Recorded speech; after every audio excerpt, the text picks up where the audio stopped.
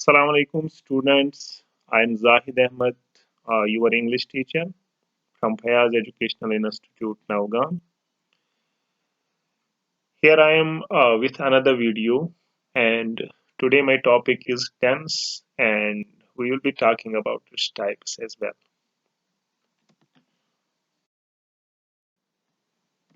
Before starting the definition of tense, let me tell you one thing. This tense word has been derived from a French word tense, T-E-N-S, and a Latin word tempus, T-E-M-P-U-S, and the meaning of both these words is time.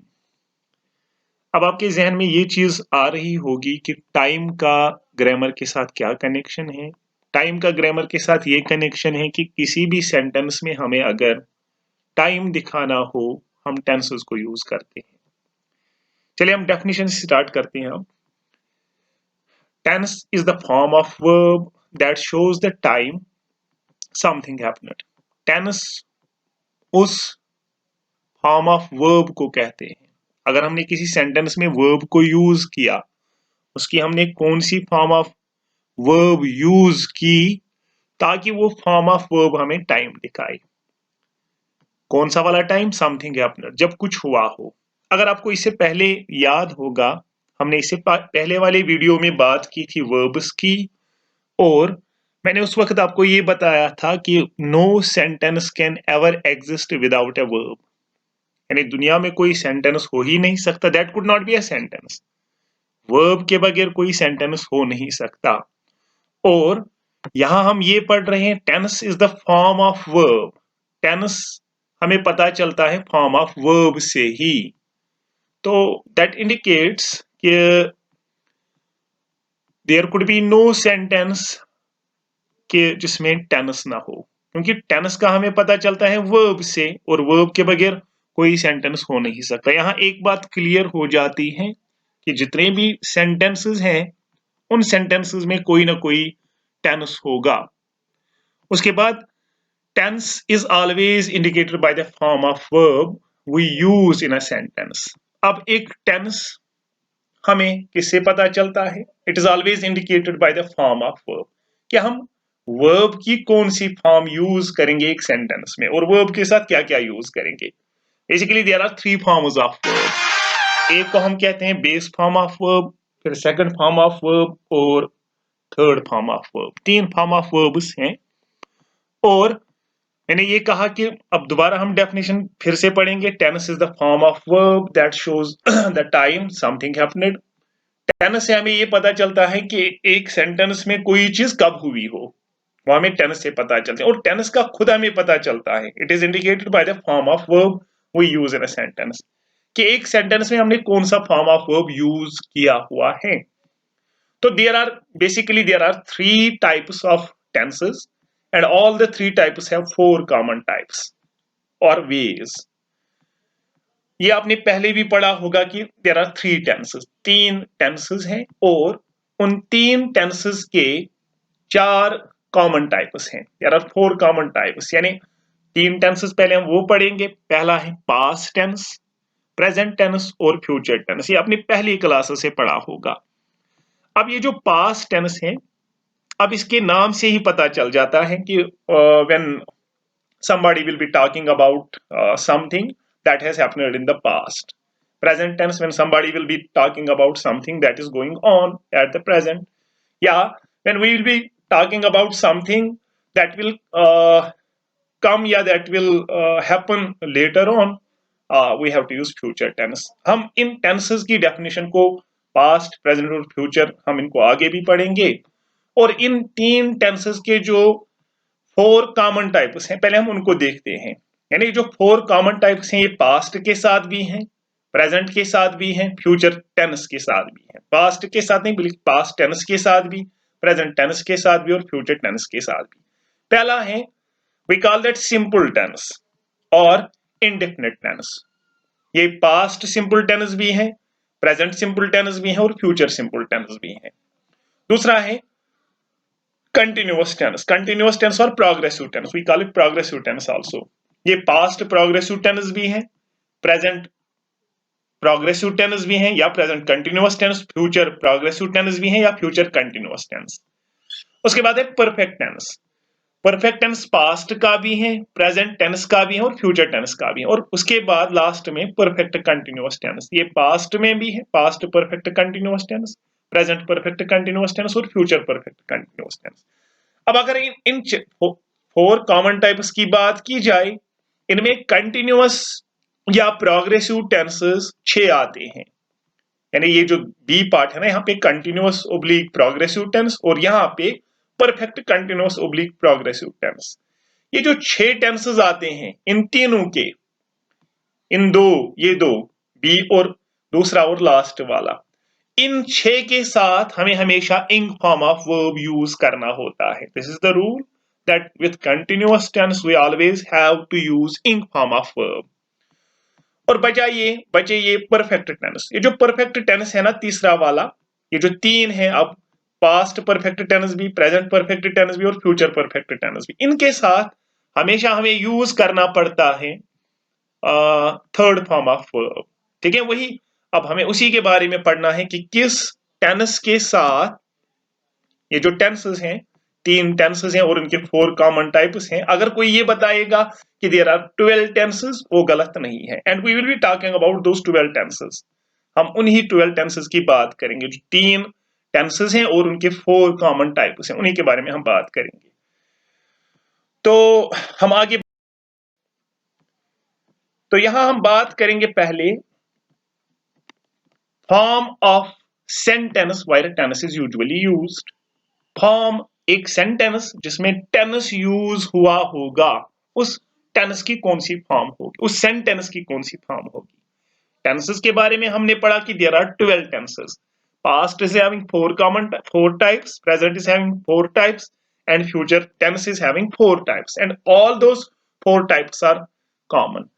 अब जिस sentence में ये use होंगे उसकी form क्या होगी। Form of sentence where tense is usually used. Normally क्या होता है, या तो वो सेंटेंस अफर्मेटिव होगा, या तो वो सेंटेंस नेगेटिव होगा, या तो वो सेंटेंस इंट्रोगेटिव होगा।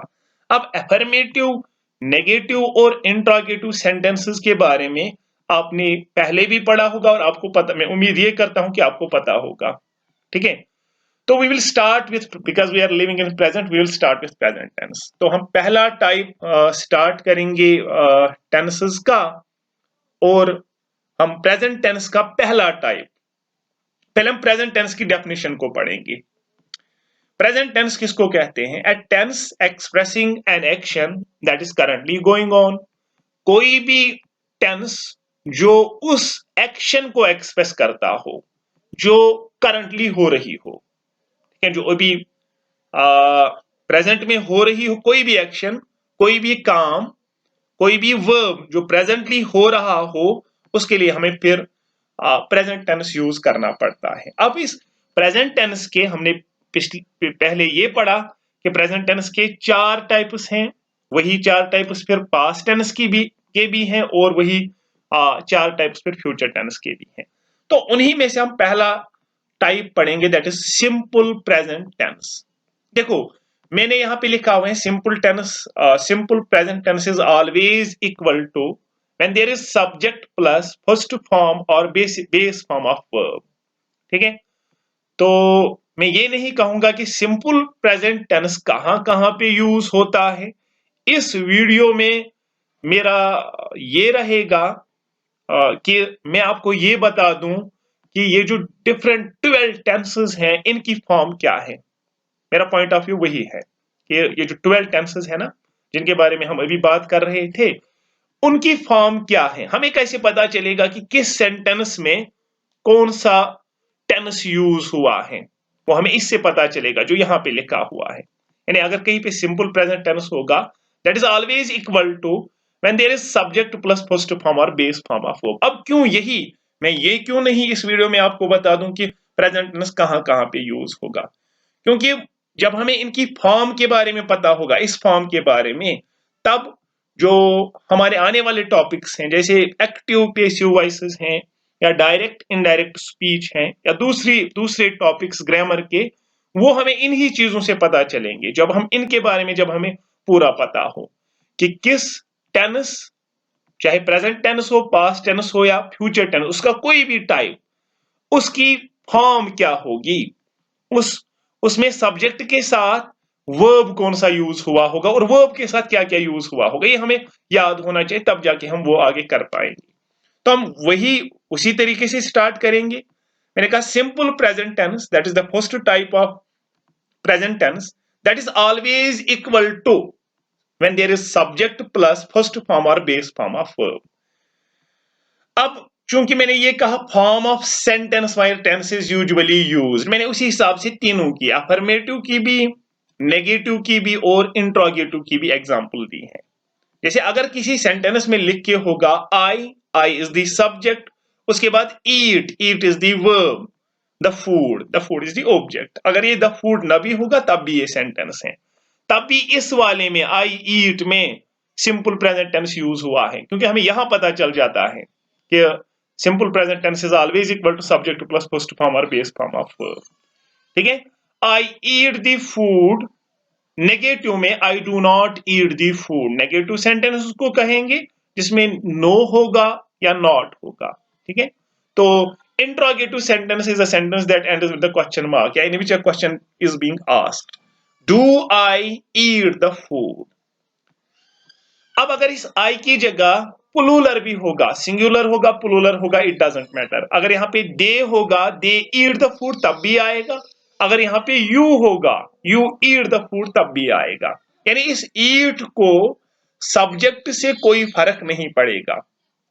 अगर यू होगा, ये दे होगा या आई होगा, इससे फर्क नहीं पड़ेगा। फर्क कब पड़ेगा, वो मैंने यहां नोट में लिखा हुआ है, नोट में नोट किया गया है। देखो नोट क्या है, if the subject is third person singular, अगर प्रेजेंट सिंपल टेंस में या सिंपल प्रेजेंट टेंस में सब्जेक्ट थर्ड पर्सन सिंगुलर होगा। थर्ड पर्सन सिंगुलर आपको पता है किनको कहते हैं, फर्स्ट पर्सन उसको कहते हैं हु इज द क्या कहते हैं, is the part of speech.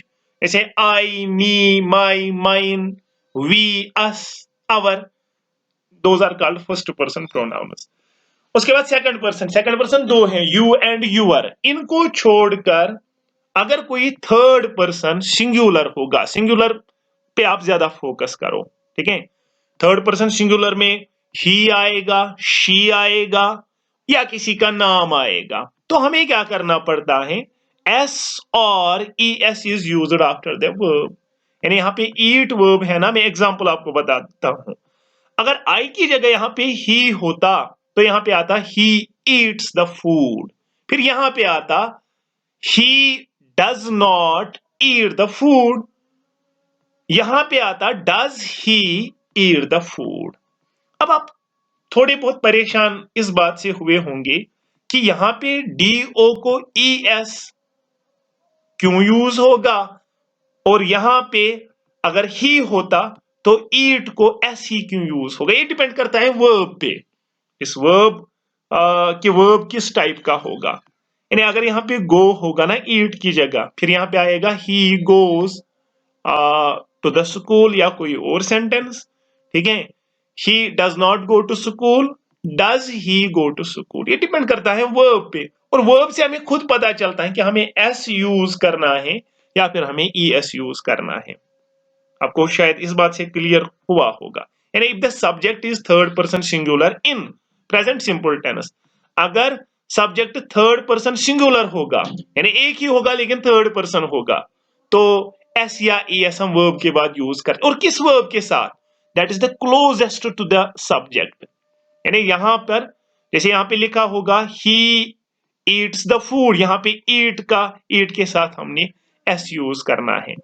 लेकिन यहां पे ही डज, क्योंकि do is closest to the verb he, to the subject he. Try to understand it. हमको वर्ब, उस वर्ब की फॉर्म को चेंज करना है that is closest to the subject. ठीक है, हम आगे बात करेंगे अब दूसरे टाइप, जो प्रेजेंट टेंस का दूसरा टाइप है, दैट इज प्रेजेंट कंटिन्यूअस और प्रेजेंट प्रोग्रेसिव टेंस। मैं आपको यही से कहता हूं that this present continuous or progressive tense is always equal to when there is subject plus is oblique am oblique are plus ing form of verb, जो मैंने आपको पहले भी बता दिया कि जो भी कंटिन्यूअस टेंस होगा, कंटिन्यूअस टेंस के साथ हमें ing फॉर्म ऑफ वर्ब हमेशा यूज करना पड़ता है। देखो अब मैं यही से कह रहा हूं कि प्रेजेंट कंटिन्यूअस या present progressive tense is always equal to subject plus is, या तो इज होगा या फिर सब्जेक्ट के बाद एम होगा या फिर सब्जेक्ट के बाद आर होगा plus ing form of verb, जो हमें ऑलरेडी पता ही है। देखो अब मैंने नीचे यहां इज के नीचे एस लिखा हुआ है। S indicate singular. अगर सब्जेक्ट सिंगुलर होगा तो इज, अगर सब्जेक्ट आई होगा तो एम, और अगर सब्जेक्ट प्लूरल होगा तो आर यूज होगा सब्जेक्ट के बाद प्रेजेंट कंटिन्यूअस टेंस में। यानी अगर आपने कहीं पे देखा subject plus is, that means the subject must be singular. अगर आपने देखा सब्जेक्ट प्लस एम, फिर आपको ये पता चलना चाहिए सब्जेक्ट आई है इसका। या फिर अगर आपने सब्जेक्ट प्लस आर देखा, इसका मतलब सब्जेक्ट प्लूरल है। लेकिन आप शायद आपको इस बात के बारे में पता होगा कि यू जो है, चाहे वो सिंगुलर हो या प्लूरल हो, उसके साथ हमेशा आर ही यूज होता है। वो मैं आपको एग्जांपल में भी बता दूंगा। पहले हम एग्जांपल देखते हैं। जैसे आई, क्योंकि आई सब्जेक्ट है, आई के साथ एम आएगा। I am eating, eating is the ing form of verb. Negative में आई एम नॉट ईटिंग, और इंट्रोगेटिव में एम आई ईटिंग। यहाँ पे क्वेश्चन मार्क रखना है, जो मैं शायद भूल गया हूं लिखना यहाँ पे, am I eating, because interrogative sentence ends with a question mark, या interrogative sentence is a sentence in which a question is being asked. ठीक है, यहाँ पे फुल स्टॉप की जगह असल में क्वेश्चन मार्क है। उसके बाद दूसरी एग्जांपल आप देखिए, she he Ram is running. She हो या ही हो या राम हो, तीनों सब्जेक्ट सिंगुलर है, इनके साथ इज आएगा। उसके बाद she he oblique Ram is not running, negative sentence में इसकी एग्जांपल। उसके बाद is she he oblique Ram running, interrogative में इसकी एग्जांपल। अब प्लूरल की एग्जांपल अगर हम दे यूज करेंगे एज अ सब्जेक्ट, तो यहां पे क्या आएगा, they are eating, they are not eating, are they eating. Try to understand it. अब टेंसेस, यहां आपको शायद ये लगेगा कि मुझे समझ में आ गया कि प्रेजेंट कंटिन्यूअस या प्रेजेंट प्रोग्रेसिव टेंस में सब्जेक्ट के बाद ये चीजें होती हैं। लेकिन ये चीज तब जाके क्लियर होती है जब आप क्या करोगे, जब आप इसकी अलग अलग वर्ब्स में, एफर्मेटिव में भी, नेगेटिव में भी, इंट्रोगेटिव में खुद एग्जांपल्स लिखोगे, तब जाके ये चीजें क्लियर होती हैं। हम इसके तीसरे टाइप पे आते हैं, प्रेजेंट टेंस के तीसरे टाइप पे, that is present perfect tense. मैं आपको यही से कहता हूं present perfect tense is always equal to when there is subject plus has oblique have plus third form of verb. यानी कोई भी सेंटेंस जिसमें सब्जेक्ट के बाद हैज या हैव होगा और उसके बाद थर्ड फॉर्म ऑफ वर्ब होगा, that sentence is always equal to present perfect tense. इन चीजों का आपको ख्याल रखना है कि present simple tense is equal to subject plus base form of verb, present continuous tense is always equal to subject plus is am are plus ing form of verb, and present perfect tense is always equal to subject plus has, either has or have plus third form of verb। अब मैंने has के नीचे underline करके इसको s लिखा हुआ है। It indicates when the subject is singular then we have to use has, but when the subject is plural and I we have to use have। जैसे एग्जांपल्स में आप देखो, एफर्मेटिव में आई एंड यू एज प्लूरल ही हमेशा use होता है, चाहे वो एक हो चाहे वो एक से ज्यादा हो। ठीक है, जैसे क्लास में टीचर होगा, he will say to a student you stand up, वो एक को भी कह सकता है। अगर वो कहेंगे यू स्टैंड अप, वो सबको भी कह सकता है। लेकिन चाहे वो एक को कहे सबको कहे, यू के साथ हमेशा प्लूरल ही आता है। ठीक है, अच्छा देखो आप, I oblique you have eaten, because I and you, यहां रूल कहता है जब आई प्लस प्लूरल हो तब हैव यूज होगा, और नेगेटिव में I oblique you have not eaten, और इंट्रोगेटिव में हैव आई यू ईटन। ठीक है, तो दूसरी example, he oblique she has played. ये जो ही और शी है ना, या किसी का नाम होगा, अगर राम होगा तो उसके साथ भी हैज आएगा, अब किसी और का नाम, ठीक है, सिंगुलर में होगा तब इसके साथ हैज आएगा। जैसे यहाँ पे लिखा हुआ है he oblique she has played, he oblique she has negative में नॉट प्लेड, और इंट्रोगेटिव में has he oblique she played. उसके बाद हम हुए जो प्रेजेंट टेंस है, क्योंकि वीडियो थोड़ी लंबी होगी 20 मिनट के आसपास की, हम प्रेजेंट टेंस को ही कंप्लीट कर दें, उसके बाद हम आने वाले टेंसेस को नई वीडियो में देखेंगे। तो हम इसका लास्ट टाइप देखेंगे, that is present perfect continuous oblique progressive tense. Present perfect continuous या प्रेजेंट परफेक्ट प्रोग्रेसिव टेंसेस को कहते हैं, and that is always equal to, जो आपको जहन में रखना है, subject plus has oblique have plus been plus ing form of verb. Why ing form of verb? Because we already know with continuous tenses we have to use ing form of verb. ठीक है, अब हम इसकी examples को देखते हैं। मैं आपको फिर से दोबारा यही से कहता हूं कि अगर किसी सेंटेंस में सब्जेक्ट के बाद हैज होगा या हैव होगा, उसके बाद बीन होगा plus ing form of verb, condition वही रहेगी। has in case of subject is singular और have in case of subject is plural plus क्या कहते हैं I। अगर plural या I होगा तब जाके have यूज करना, वो मैंने एग्जांपल्स में भी लिखा हुआ है। जैसे अफर्मेटिव में हम इसकी एग्जांपल देखेंगे, he oblique she has been reading, ठीक है। नेगेटिव में he oblique she has not been reading।